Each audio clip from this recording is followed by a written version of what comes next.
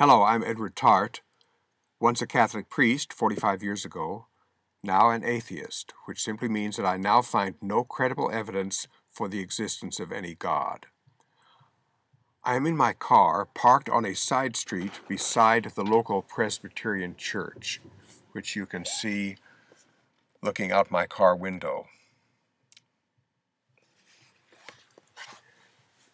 It is church day, Sunday morning, October 17th, 2010. This church has a marquee-style sign that posts each week the title of next Sunday's sermon. I drive by this church with its sign several times each week on my way to tutor math students in their homes. For the past several days, the sign has informed me that today's sermon is Thank God for Faith. This church has a website in which they list their staff members, including email addresses, so I decided to reach out. To 22 staff members, I emailed a short message and one of my videos. YouTube allows me to share to 3 at a time, then I must wait a few hours to share to another group of 3. My message to them was, "Hello. Driving by your church, I see that your pastor will give a sermon, Thank God for Faith. In the interest of balance, I offer this short video." And the video that I included is my video, Evidence versus Faith. If you have not watched it, I sincerely invite you to do so. In it, I say, faith is not a virtue. And I also say, if you are a believer, you owe it to yourself to focus on evidence. Well, what are the results of my actions? I don't know. Here, from my point of view, is a worst-case scenario. All 22 of the staff members think something like this: "Oh, that's Edward Tarte, the priest turned atheist who wrote those horrible letters to the editor. He is an agent of Satan, and I must delete this most evil junk mail." Here is a better case scenario. A bunch of them watch the video, think it over, discuss it with one another, show it to their pastor who is going to give the sermon, and when their pastor gives the sermon this morning, he will be a little bit nervous, realizing that scattered throughout his congregation are some people who are perhaps listening to him skeptically. In any event, I will be very surprised if I get a reply from any of those staff members.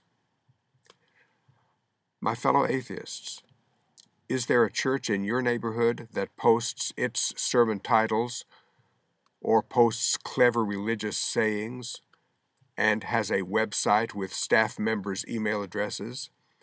If so, maybe something like what I have done would work for you. I currently have 54 religious videos, as well as a favorites list of well over 100 more from other marvelously talented YouTubers. There are videos to cover a multitude of situations. A sermon on original sin can be balanced by my video on original sin. A sermon on their God's mercy and justice can be balanced by my video on hell. A sermon on the deeds of Jesus can be balanced with my video, What Jesus Could Have Done. A Thanksgiving sermon can be balanced by my video, Prayers of Gratitude. A sermon on being saved can be balanced with my video, Salvation by Faith Alone.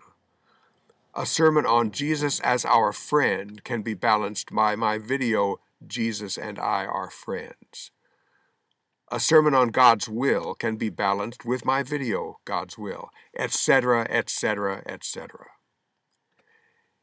In this church during the services, the pastor preaches without any system to challenge or modify or balance what he says. And there is a communal atmosphere of music, prayer, and ritual that soothes and comforts every member of the congregation.